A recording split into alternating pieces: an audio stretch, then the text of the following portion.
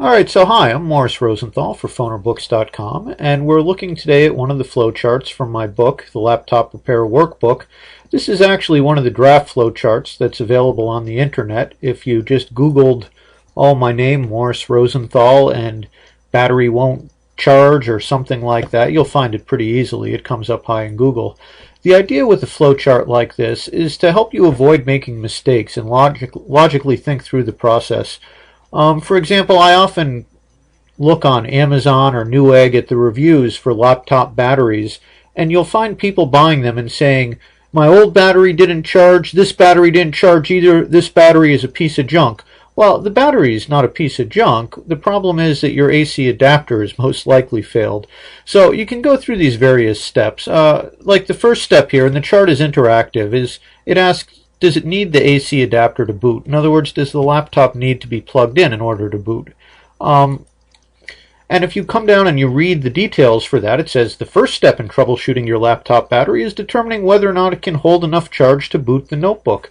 Will the laptop power up and run on the battery, or does the AC adapter, which doubles as the laptop battery charger, need to be plugged in and forward? You click on the little return to diagnostic flowchart, and you follow the way you're going. So let's say in this case it doesn't need the adapter to boot, but you come to the next stop and it asks, is the life of the battery too short?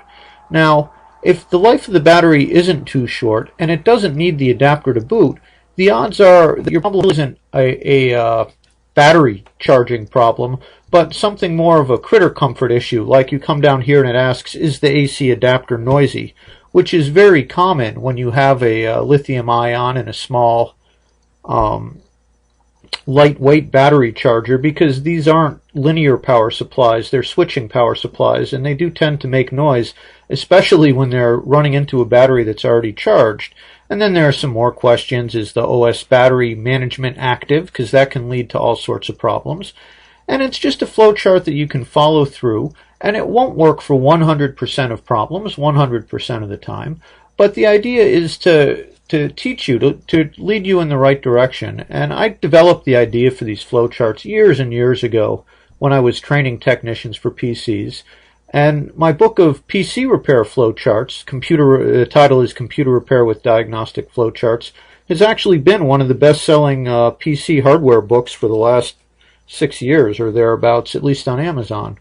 So I'm Morris Rosenthal for Phoner Books, and maybe I'll make a couple more of these.